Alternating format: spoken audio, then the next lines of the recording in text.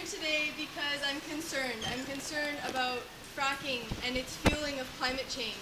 The over 12 LNG terminals that are being proposed by the Christie-Clark government are going to have destructive effects on salmon habitat. It's also impacting the First Nations communities, violating many rights of Indigenous peoples who are against these projects. We're here because we believe in another way.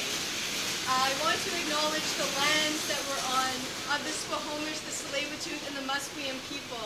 Thank you so much. And thank you so much to the warriors in Elsipogtog, the Mi'kmaq warriors who blockaded the fracking equipment in order to protect the land for future generations and for all of us. It is because of them and community resistance that we now see a moratorium on fracking in Nova Scotia and resistance is fueling amazing change, and that's possible here too. We're also seeing amazing organizing happening against the Mount Holly mine. A shout out to all those who have supported the Klabona Keepers who are blockading another Imperial Metals mine because we do not want another Mount Holly. And we know that with fracking comes tailings ponds as well. And so we see another way. You know, this week has been disappointing in some ways. We see the federal government has approved the Site C dam against the will of farmers, against the will of First Nations people, and we stand with the First Nations who will continue to fight. And it's clear, all of you who have come today, that even despite the gloominess and the rain, we will continue to fight. Many First Nations are thinking about putting forward legal challenges against the Site C dam, and we will stand with them. We also know that Petronas is one of the major frontrunners for the LNG industry, and we've seen how the Petronas CEO has been threatening to delay the LNG plant for 15 years. Unless Christie-Clark comes up with lower taxes at the end of the month. So we're here to say, Petronas, delay that project. Yeah.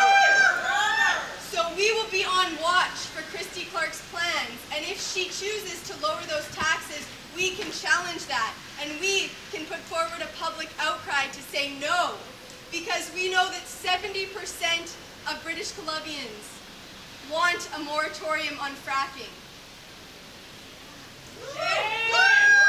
And we know that 70% of Canadians want a moratorium on fracking, and so it's possible. And we can see a sea change here. I also want to bring forward a message from my friend Arnie Nagy, who's a fisherman in Prince Rupert. And Petronas is planning to build an LNG terminal right in the middle of estuary for salmon. Key salmon habitat. And so they would be dredging forward in order to build this LNG terminal. And it's a huge concern for the fishermen who depend on that for their livelihoods. It's a huge concern for the First Nations who eat that fish. And it's a really integral part of the economy there. And so we stand with the people who are opposing the Petronas LNG terminal on Lulu Island. They say it's about jobs and that we need this for jobs. But in fact, we know that actually investments in renewable energies actually produce more and better jobs without destroying our homes. So excited to be joining with you. Are we going to let Christie-Clark and Petronas take the reins, or are we going to take them back?